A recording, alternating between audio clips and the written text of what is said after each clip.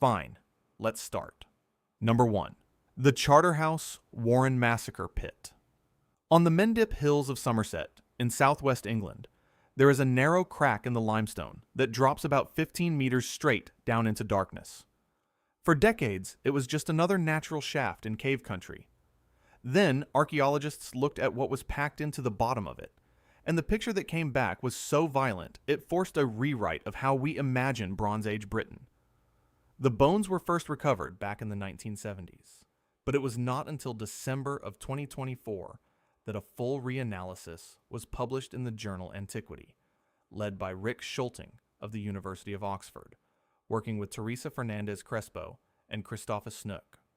What they described is now considered the worst single act of violence known from British prehistory. The deposit holds the remains of at least 37 people, scattered across more than 3,000 individual bone fragments. Radiocarbon dating places the event around 2,200 to 2000 BCE, roughly 4,000 years ago. And these were not soldiers. The dead were men, women, and children of every age, entire family groups, killed together. The skulls carry perimortem fractures, breaks delivered right around the moment of death, alongside cut marks left by stone and metal tools. The bodies were dismembered, and here is where it gets darker. Many of the long bones were broken open in exactly the way you break an animal bone to get at the marrow, and the butchery patterns match how people of that era processed meat. There are human tooth marks on some of the fragments. Cattle bones were mixed in with the human remains, as if the people had been treated as nothing more than food refuse, and tipped into the shaft, together with the kitchen waste. Everything points to a single catastrophic episode, rather than a slow accumulation over years. The researchers use the word overkill, because the violence went far beyond what killing requires. This was the deliberate erasure and dehumanizing of an entire community. Why it happened is still argued over. Some see a revenge killing inside a cycle of feuding. Others point to climate stress and economic pressure straining these societies. And intriguingly, traces of the plague bacterium, Yersinia pestis, have been found in some Bronze Age Britons of this period, raising the unsettling possibility that fear of disease helped tip neighbors into annihilating neighbors. The cool, lime-rich cave preserved the evidence for 4,000 years, and strontium isotope work is now testing whether the victims were locals or outsiders. The deeper question is whether scenes like this were rare, or whether they were simply the one time the evidence survived.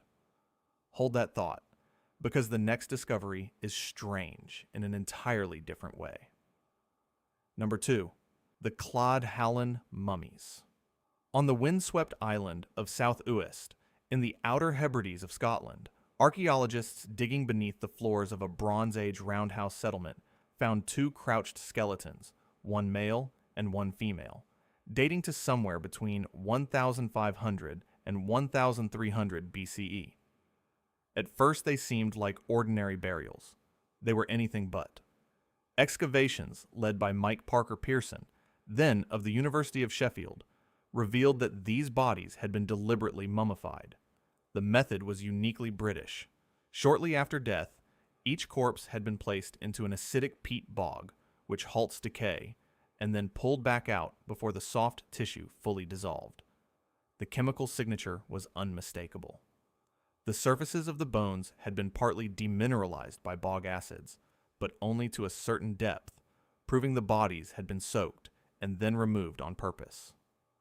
Then came the truly disturbing part. When researchers examined the male skeleton closely, the pieces did not belong to one person. It was a composite, assembled from at least 3 different individuals. The jaw did not match the rest of the skull. The female skeleton was the same kind of construction, a body built from several people, even combining a male skull or jaw with a female frame. Radiocarbon dating showed the component bones differed in age by hundreds of years, meaning some parts had been kept and curated for generations before being fitted together. DNA analysis carried out by Terry Brown and colleagues confirmed it. The female individual was literally stitched together from the remains of multiple unrelated people. These bodies had been kept above ground for somewhere between 300 and 600 years before they were finally buried beneath the houses around 1100 BCE. Why would anyone do this? The leading interpretation is that mummified ancestors served as physical anchors to land, lineage, and identity, a way of keeping the founders of a family present and powerful. The composite construction may have merged several ancestors into a single symbolic figure, a kind of idealized forefather assembled from the most important dead. The bodies were tightly flexed, knees drawn to the chest, possibly bound to hold that posture. Histological study of the bone microstructure showed bacterial decay had been stopped early, the fingerprint of intentional mummification. What makes this find so important is that it shattered the assumption that deliberate mummification belonged only to Egypt and the Andes. Here, in the cold and rain of prehistoric northern Europe, people were preserving, curating, and rebuilding human bodies for centuries. The dead were not buried and forgotten. They were edited. And in our next case, the dead were not even allowed to keep their bodies whole.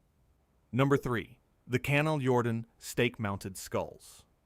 At Cannelljorden, near the town of Motala in central Sweden, a rescue excavation ahead of railway construction between 2009 and 2013 uncovered something that reads like a nightmare.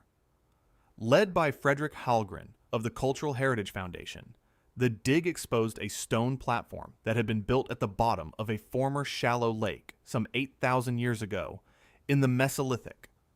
On that underwater platform lay the remains of at least 10 adults and 1 infant, but almost none of the bodies were complete. What had been placed there, deliberately, were mostly skulls. 2 of those skulls still had wooden stakes driven up through them, entering at the base and running up into the cranium. In other words, these heads had been mounted on poles, displayed, before they were finally laid to rest under the water. The image is haunting. Heads on stakes, lowered into a lake, 8,000 years ago.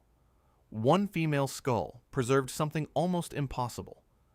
Inside it, protected by the oxygen-starved mud of the lakebed, was a fragment of actual brain tissue, surviving across 80 centuries. And inside one of the male skulls, researchers found fragments of another person's temporal bone, a piece of a second individual deliberately placed within the first. The injuries tell their own story.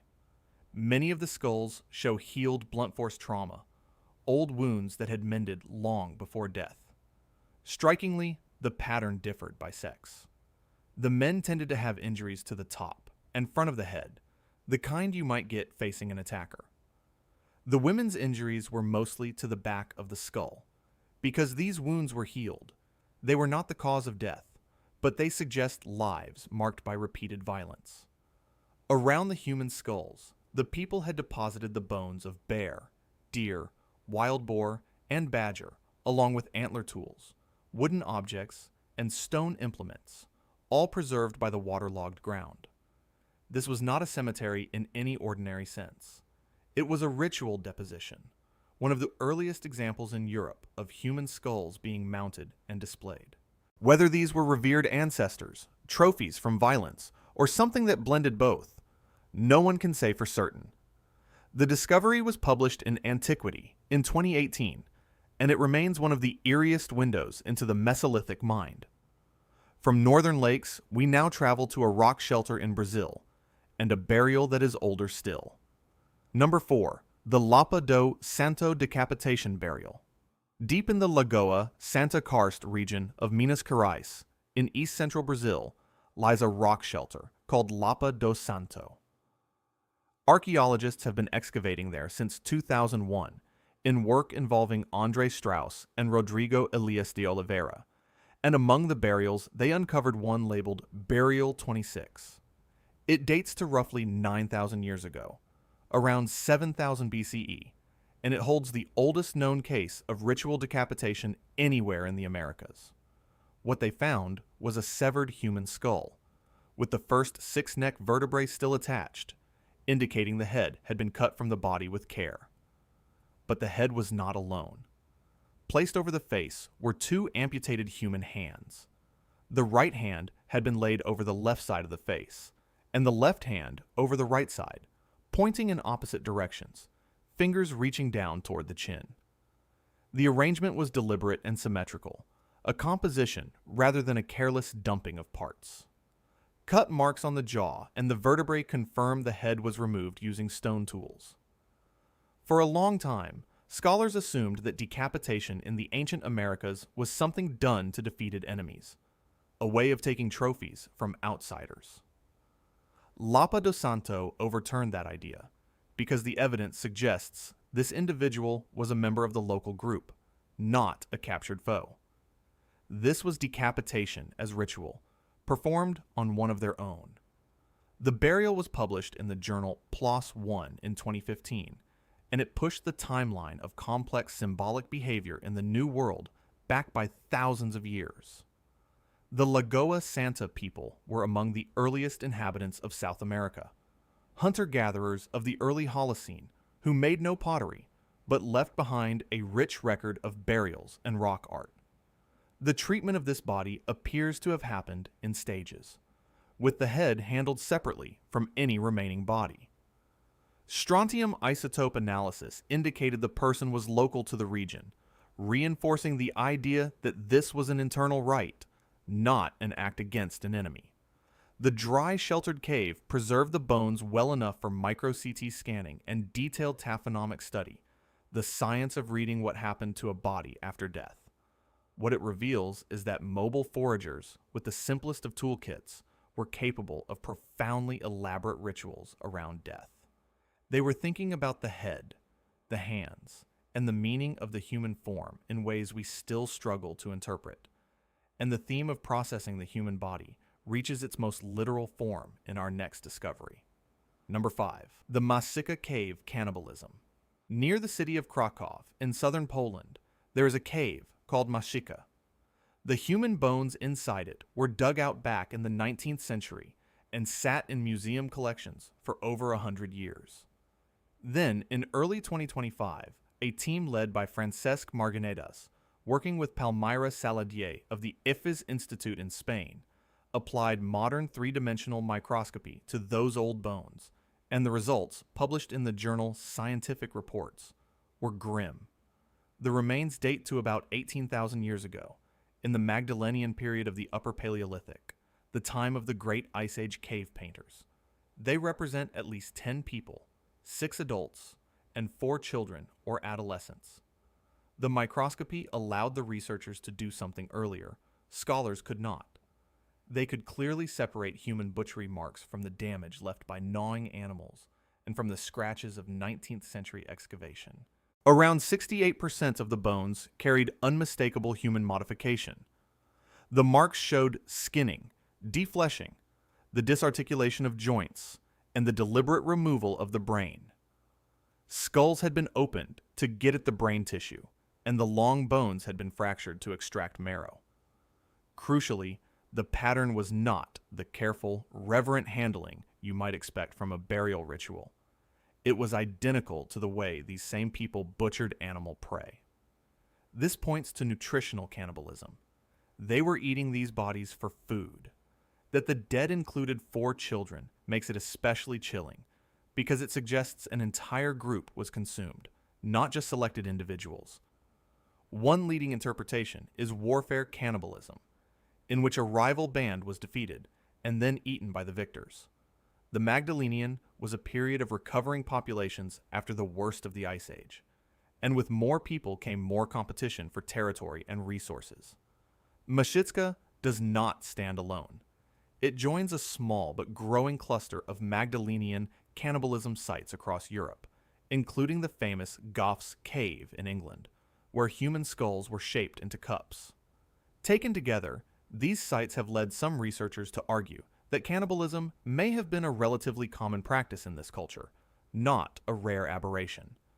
The bones at Maszycka showed no signs of careful burial, which only strengthens the food processing reading. This is also a powerful lesson in how museum collections, examined with new tools, can suddenly speak. The Late Ice Age, it turns out, was a time of episodic violence and consumption, and violence at an even larger scale waited in the bogs of Denmark. Number 6. The Alken Enge Sacrificed Army. In the Illerup River Valley of Jutland, in Denmark, lies a wetland called Alken Enge, beside Lake Mossø. Between 2009 and 2014, archaeologists from Aarhus University and Skanderborg Museum, led by Mads Kaler Holst and Eivind Hertz, excavated the marsh and uncovered the scattered remains of an entire army. The deposit dates to the early 1st century of the Common Era, the period when Germanic tribes were clashing with each other and with the expanding power of Rome. The bones represent at least 380 individuals, and estimates of the full deposit run beyond 1,000. Almost every identifiable person was an adult male. This was a defeated fighting force. The injuries were brutal and fresh at the time of death, inflicted by swords, spears, and axes. But it is what happened after the battle that makes Alken Enge so disturbing. The bodies were not buried. They were left exposed in the open for somewhere between 6 months and a year, long enough for animals to gnaw on the bones, a fact confirmed by the tooth marks the scavengers left behind. Only then, after the flesh had rotted away, did people return to gather the bones. And they did not simply collect them. They sorted them and ritually manipulated them. In one of the most unforgettable finds from European prehistory, 4 human pelvic bones had been deliberately threaded onto a single wooden stick, like beads on a skewer. Bundles of bones were assembled and thrown into the lake and wetland as an offering. The deposit spreads across a wide stretch of former lake bed, which tells us this was an organized, large-scale religious act, not a hasty cleanup. It fits a well-documented Germanic tradition of sacrificing war booty and the bodies of defeated enemies in bogs and lakes. Roman writers, including Tacitus and Orosius, describe exactly this kind of practice among the Germanic peoples, the destruction of a captured army as an offering to the gods of war. The acidic, oxygen-poor bog then preserved the evidence for more than 2,000 years. The site, published in the Proceedings of the National Academy of Sciences in 2018, shows that Iron Age Northern Europe could mobilize armies of hundreds, and that the violence carried profound spiritual meaning. Weapons, shields, and military equipment were found alongside the human remains, the gear of the dead sacrificed with them. From a battlefield offering, we move back even further in time, to the very first farmers of Europe, and a death pit that may hold 1,000 people. Number 7. The Herxheim Cannibal Pits. In the Rhineland-Palatinate region of southwestern Germany sits the early Neolithic site of Herxheim. It belongs to the linear Bankeramic culture, often abbreviated as LBK, the first farming society to spread across Central Europe, flourishing between about 5,300 and 4,950 BCE. Excavated in the 1990s and again in the 2000s, the later work led by Andrea Zeeb-Lans, the site revealed 2 concentric ditch systems encircling the settlement, and those ditches were packed with human remains. The minimum number of individuals is around 500, and some estimates push toward 1,000 people. The bones tell a story that many researchers find impossible to read as anything but cannibalism. They carry systematic cut marks and were deliberately fractured. Skulls had been carefully shaped into cups, with the faces and bases removed to leave bowl-like vessels. Long bones were cracked open for marrow, and ribs showed damage consistent with chewing. The processing was strikingly standardized, the same procedure repeated again and again, as if following a set of rules. Even stranger, isotope analysis and the styles of pottery buried with the bones suggest that many of these people did not come from the local area. They had traveled or been brought from regions possibly hundreds of kilometers away, and the pottery deposited with them represented an unusual concentration of far-flung LBK styles gathered in one place. All of this accumulated over a relatively short window near the very end of the LBK culture, around 5000 BCE, a time of crisis. This was the same era that produced other notorious massacre sites, such as Talheim and Asparn-Schletz, where whole communities were slaughtered. The interpretation of Herxheim remains fiercely debated. The researcher Bruno Boulestin and his colleagues argued forcefully for cannibalism based on the butchery analysis. Some of the original excavators favored a different reading, a complex funerary ritual in which bodies were processed, but not necessarily eaten. Were these war captives, sacrificial victims, or the dead of a widespread mortuary cult brought together for a final rite? The sheer number of people and the distances they traveled make Herxheim genuinely exceptional. The skull cups closely resemble those from Goff's Cave and other prehistoric sites, hinting at a recurring human impulse. The bones were packed into the ditches, together with smashed pottery and animal remains, sealing one of the most unsettling mysteries of the European Neolithic. And from this story of bodies destroyed, we turn to a culture obsessed with preserving them. Number 8. The Chinchorro Mummies. Along the coast of the Atacama Desert, in northern Chile and southern Peru, lived a people called the Chinchorro, hunter-gatherers and fishers who created the oldest deliberately mummified human bodies on Earth. The earliest artificial Chinchorro mummies date to around 5000 BCE, roughly 7,000 years ago, which means they predate Egyptian artificial mummification by about 2,000 years. They were first scientifically described by the German archaeologist Max Uhle in 1917. The hyper-arid Atacama, one of the driest places on the planet, preserved soft tissue naturally, but the Chinchorro went much further, taking the human body apart and rebuilding it. The process was extraordinary, and by modern instinct, deeply unsettling.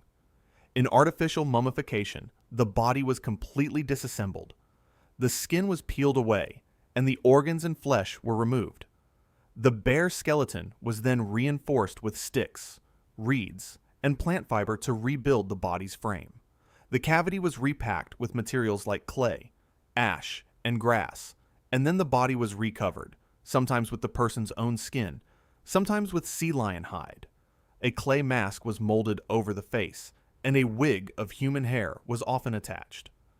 The earliest style produced the so-called black mummies, coated in manganese pigment, and later generations made red mummies, painted with iron oxide ochre. What makes the Chinchorro especially striking is that this elaborate treatment was not reserved for kings or elites. It was applied across the whole society, an egalitarian practice. Most haunting of all, fetuses, newborns, and infants were among the most carefully mummified of all. Some researchers believe the tradition may have begun as a response to devastating infant mortality, perhaps linked to high levels of natural arsenic in the local water, with grieving families unwilling to let their smallest dead disappear. The mummies were repaired and repainted over time, which tells us they were displayed, kept among the living, rather than immediately buried. The Camarones Valley, near the modern city of Arica, holds some of the oldest examples. The tradition lasted for thousands of years, evolving in style across the generations, and in 2021, the Chinchorro sites were named a UNESCO World Heritage Site. What looks disturbing to us, the flaying and reconstruction of infants, was for the Chinchorro an act of love and continuity, a refusal to let death sever the bond. That same desire to keep the dead close appears again, in a very different form, in the ancient Near East. Number 9. The Jericho Plastered Skulls. At Tel es Sultan, the mound of ancient Jericho in the Jordan Valley near the Dead Sea, archaeologists uncovered some of the most quietly disturbing objects in all of prehistory. They belong to the pre-pottery Neolithic B period, dating to roughly 9,000 to 9,500 years ago, around 7,000 BCE. The first examples were excavated by Kathleen Kenyon in the 1950s, following earlier work at the site by John Garstang in the 1930s. What they found were human skulls that had been transformed into faces. After death, the skull was defleshed, and then lime plaster was modeled over the bone to recreate the features of a living face. Into the eye sockets, the people set seashells, often cowrie or bivalve shells, to give the impression of eyes. The effect is startling even today. These are not blank skulls, but faces, sometimes painted with traces of pigment, and even painted hair surviving on a few examples.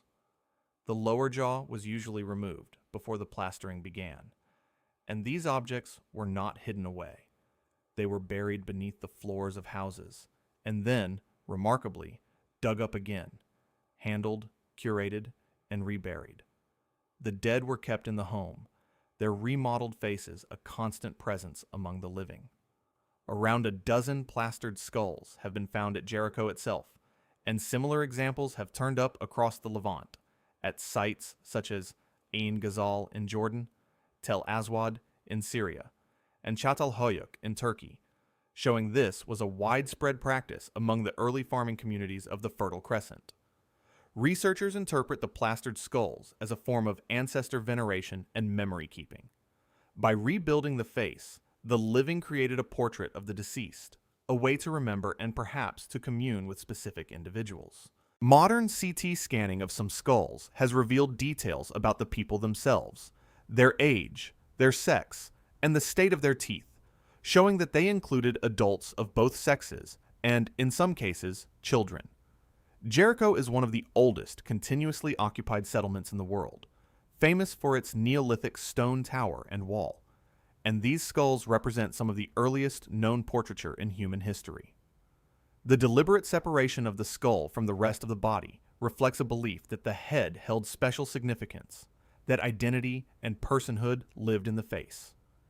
Examples are now held in institutions including the British Museum and the Ashmolean Museum. From the curated dead of the Neolithic, we come at last to the most intimate and heartbreaking discovery of all. Number 10. The Children of Llullaillaco. High on the slopes of volcano Llullaillaco, on the border between Argentina and Chile, sits one of the highest archaeological sites on Earth, a shrine at about 6,700 meters, more than 22,000 feet above sea level. In 1999, an expedition led by Johann Reinhard and Constanza Cerruti reached that summit and found 3 children, frozen and preserved with almost unbearable clarity. There was a girl of about 13, known as the Maiden, a boy of around 7, and a younger girl of about 6, who came to be called the Lightning Girl. They had died roughly 500 years ago, around the year 1500, at the height of the Inca Empire, and they had been sacrificed in the Inca rite known as Capacocha. The cold, the dryness, and the thin, oxygen-poor air of that altitude froze the bodies and preserved them more completely than almost any other human remains ever found. The maiden is so well preserved that her internal organs, her blood, and even the lice in her hair survived intact. She looks not dead, but asleep. Analysis of the children's hair, which records what enters the body over months, revealed something deeply sad. In their final year, the children were given steadily increasing amounts of coca and maize beer called chicha. In the maiden's last weeks, the levels spiked sharply, almost certainly to sedate her. She was found seated cross-legged, dressed in fine textiles, and the evidence suggests the children were drugged into unconsciousness and then left to die of exposure in the freezing cold. The Capacocha rite selected children for their beauty and physical perfection, and these sacrifices marked the great events of the empire, the expansion of its borders, the death of a ruler, or the response to disasters and famine. The children were accompanied by grave goods, including small figurines, fine textiles, and food, provisions for the journey. The Lightning Girl earned her name because, sometime after her death, her body had been struck by lightning on the exposed summit. Today, the 3 children are housed at the Museum of High Altitude Archaeology in Salta, Argentina, where their care remains a subject of deep ethical reflection. DNA studies have helped reconstruct their origins and how they fit into the Inca world.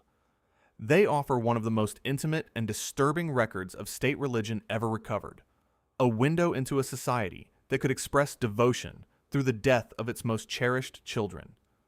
They are among the best preserved, naturally mummified bodies in the world, and they force us to confront how alien and how human the past can be at the same time. There is a pattern hiding beneath all 10 of these discoveries, and it has to do with how they survived at all. Almost every one of them was preserved by an extreme environment that stopped the normal process of decay. The bogs and lake beds of northern Europe, at Cladh, Hallan, Alken, Enge, and Cannajorden, are oxygen-starved and acidic, conditions that halt the bacteria that would otherwise consume a body. That is how a fragment of brain tissue survived 8,000 years inside a Swedish skull, and how soft tissue clung to the bones of a Danish army for 2 millennia. In the Atacama, it was the opposite extreme, an environment so dry that the Chinchorro dead simply desiccated, their skin and hair preserved by the absence of moisture. On the summit of Llullaillaco, it was freezing cold and thin air that kept 3 children almost lifelike across 5 centuries. Caves did their own quiet work. The lime-rich shaft at Charterhouse Warren preserved bone beautifully, and the dry, sheltered rock shelters at Lapa do Santo and Maszycka protected their grim contents for thousands of years. This matters because it means the record we have is biased toward dramatic survivals. We see the events that happened to fall into a bog, a desert, or an icy peak. The countless similar events that occurred in ordinary soil, where bone dissolves and flesh vanishes, left no trace at all. The science of reading these remains has its own name, taphonomy, the study of what happens to a body after death. Modern tools have transformed it. 3-dimensional microscopy can now distinguish a butchery cut from an animal's tooth, as it did at Maszycka. CT scanning can peer inside a plastered skull without breaking it. Strontium isotopes reveal where a person grew up, radiocarbon dating pins down when they died, and ancient DNA can prove that a single mummy was built from several people. The unsettling truth is simple. Preservation is the precondition for all of these discoveries, and for every horror we have found, there were surely many more that the earth quietly erased. 3 of these sites, Charterhouse Warren, Maszycka Cave, and Herxheim, share the single most taboo behavior in the human story, the eating of other humans. But cannibalism is not one thing, and learning to tell its varieties apart is one of the more delicate skills in modern archaeology. The key lies in the bones. When human remains carry the same cut marks, the same marrow fractures, and the same processing as butchered animals, researchers lean toward nutritional cannibalism, eating for sustenance. That is the signature at Maszycka, where the treatment of 10 people matched the treatment of game. A recurring motif across these sites is the skull cup, the cranium cleaned and shaped into a vessel, found at both Herxheim and Goff's Cave in England. Scholars also distinguish endocannibalism, the consumption of one's own dead, often as a mourning rite, from exocannibalism, the eating of outsiders and enemies. The interpretation at Maszycka leans toward a darker version, warfare cannibalism, in which a defeated rival group was consumed by its conquerors.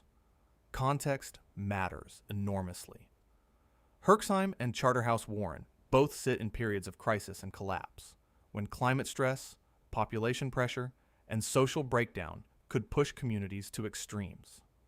Marrow and brain are among the richest sources of fat and calories in a body, which is why they were so often targeted. There may be other drivers too.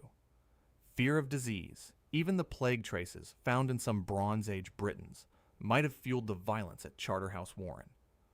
Researchers today are careful because in earlier generations, the label cannibal was thrown around carelessly to brand peoples as savages, while at other times scholars refused to see it even when the evidence was plain. The honest position is one of humility.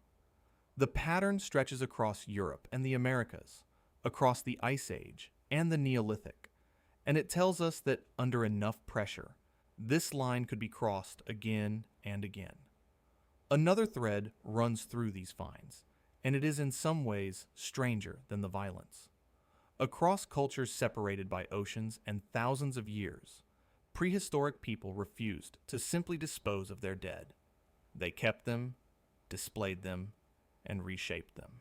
At Jericho, the dead were turned into portraits, their faces remodeled in plaster and set with shell eyes, then kept beneath the floors of homes and dug up to be handled again.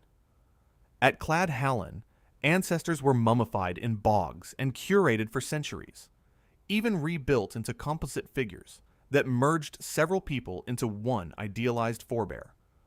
The Chinchorro repaired and repainted their mummies, maintaining them like treasured objects to be seen, not hidden.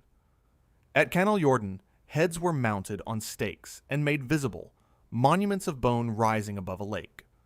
What unites these practices is a refusal to let the dead become absent.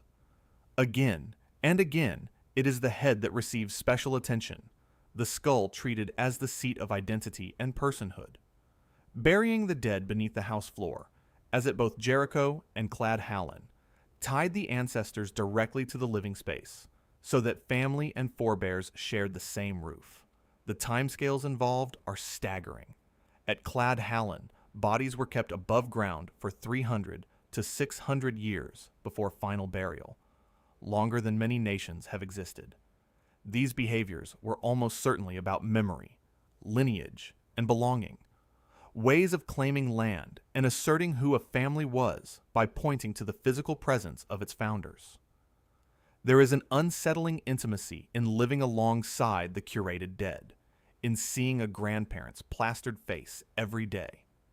Yet it also reveals a profound continuity with later ancestor cults around the world, and it forces us to reconsider what these people believed a person actually was. To them, death may not have ended membership in the community. The dead simply changed their role. For all that modern science has wrung from these discoveries, each one still guards its deepest secret. At Herxheim, the central question remains unresolved. Was this genuine cannibalism, with the dead consumed, or an elaborate mortuary ritual in which bodies were processed but not eaten? Serious researchers line up on both sides. At Charterhouse, Warren, we can describe the violence in horrifying detail, but we cannot say for certain why it happened, whether it was a feud, a response to disease, or a collapse of the social order that we will never fully reconstruct. We do not know whether the cannibalism of the Magdalenian, seen at Maszycka and Goff's Cave, was a routine part of life or a rare response to catastrophe. The Alken Enge army poses its own riddles. Who were these hundreds of men, and who defeated them so completely? The Kanaljorden skulls raise the question of who these people were, and why the injuries on men and women followed such different patterns. With the Chinchorro, we still debate whether mummification spread from a single origin or arose independently from shared circumstances. The exact sequence of the ritual at Lapa do Santo, the precise order in which a head was removed and hands arranged, is reconstructed but not certain. Underlying all of this is a problem of representation. These extreme sites survived because of unusual conditions, so we cannot easily judge how typical they were.